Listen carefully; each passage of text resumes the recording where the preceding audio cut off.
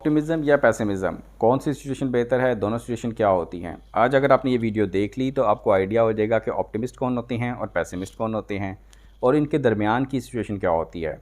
Let's see. Optimist किसको कहते हैं कि it's a positive mindset characterized by hopeful expectation and a focus on potential opportunities. यानी अगर आप फ्यूचर के बारे में पॉजिटिव हैं तो इसको ऑप्टिमिस्ट कहा जाएगा। पेसिमिस्ट कौन होते हैं? It's a negative mindset characterized by anticipating unfavourable outcomes and focusing on potential problems. अगर आप फ्यूचर के बारे में सिर्फ प्रॉब्लम्स ही एक्सपेक्ट कर रहे हैं, अगर आपका नेगेटिव माइंडसेट है तो इसको पेसिमिज्म कहते हैं। फ़र्क क्या है दोनों में कि the choice between optimism and pessimism as a strategy depends on the context, the situation and the goals you are trying to achieve. यानी ज़रूरी नहीं कि आपको हमेशा पॉजिटिव ही होना चाहिए, हमेशा ऑप्टिमिस्ट ही होना चाहिए। It depends upon the situation also. तो ऑप्टिमिज्म क्या होता है जी? Optimism can provide motivation and positive outlook which are beneficial for setting and pursuing ambitious goals. तो जब हम टारगेट्स वगैरह बना रहे होते हैं तो हम ऑप्टिमिस्ट होते हैं, हम समझते हैं कि हालात फेवरेबल रहेंगे और हम ये टारगेट्स कर लेंगे। It helps to boost confidence, creativity and problem solving skills. हम समझते हैं सब अच्छा होगा, सब अच्छा है, हम सॉल्व कर सकते हैं, सब आसान है, इसलिए हम प्रॉब्लम सॉल्विंग की तरफ जा रहे होते हैं।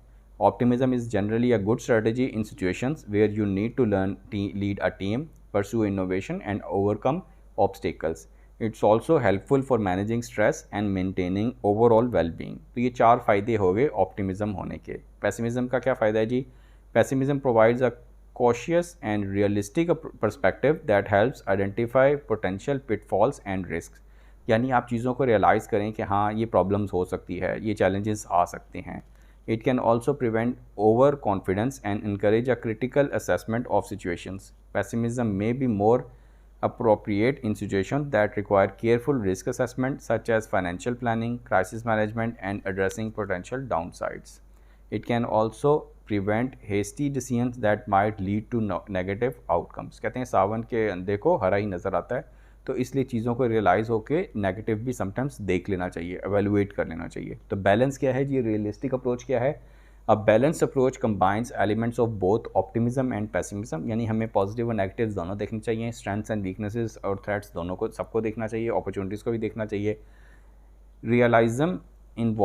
Realistic approach involves objectivity, assessing a situation, considering both positive and negative factors, and making decisions based on comprehensive view. This approach allows for a more well-rounded perspective that takes into account potential challenges and opportunities. It helps you make informed decisions by considering the potential benefit and risks, leading to more practical and achieving goals.